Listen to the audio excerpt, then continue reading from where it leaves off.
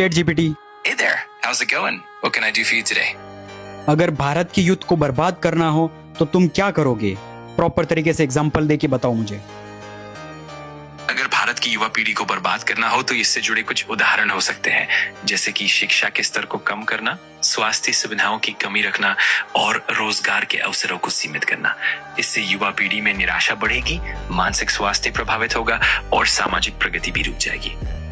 मुझे अच्छे से एक्सप्लेन करो कि किस तरीके से तुम पूरे यूथ को डिस्ट्रैक्ट करके बर्बाद कर सकते हो। अगर तुम कोई इंसान होते, अगर तुम चाहते पूरे भारत का यूथ है वो कभी ग्रो ही ना कर पाए, सक्सेसफुल ही ना बन पाए, क्रिएटिव ही ना बन पाए, इंटेलिजेंट ही ना बन पाए और वो सिर्फ और सिर्फ जैसे कोई तुम बोलो वैसे करेगी, तो किस तरीके से तुम डिस्ट्रैक्ट रख के उन्हें बर्बाद कर सकोगे? अगर ऐसा सोचा जाए तो कुछ तरीके हो सकते हैं, जैसे उन्हें लगातार बेकार की चीजों में व्यस्त रखना, जैसे अत्यधिक एंटरटेनमेंट, सोशल मीडिया पर समय बर्बाद करना, उन्हें वास्तविक शिक्षा या कौशल से दूर रखना और मानसिक रूप से उन्हें कमजोर करना। इससे उनकी क्रिएटिविटी, सोचने की क्षमता और आत्मविश्वास धीरे धीरे कम हो जाएगा। लेकिन ये सब एक नकारात्मक दृष्टिकोण है और असल में हमें युवाओं को प्रोत्साहित करना चाहिए।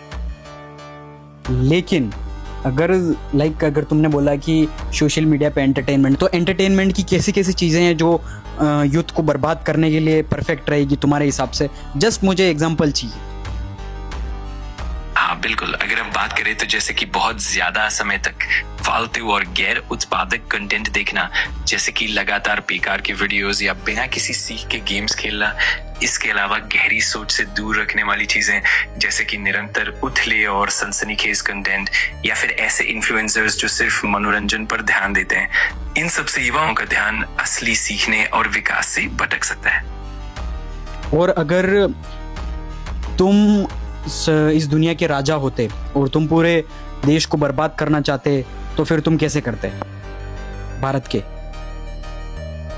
एक तरह का काल्पनिक विचार है, लेकिन अगर हम इसे सोचें तो इसमें बहुत सारे पहलू शामिल हो सकते हैं, जैसे कि शिक्षा प्रणाली को कमजोर करना, स्वास्थ्य सेवाओं को असुविधाजनक बनाना, आर्थिक असमानताएं बढ़ाना और सामाजिक एकता को तोड़ना।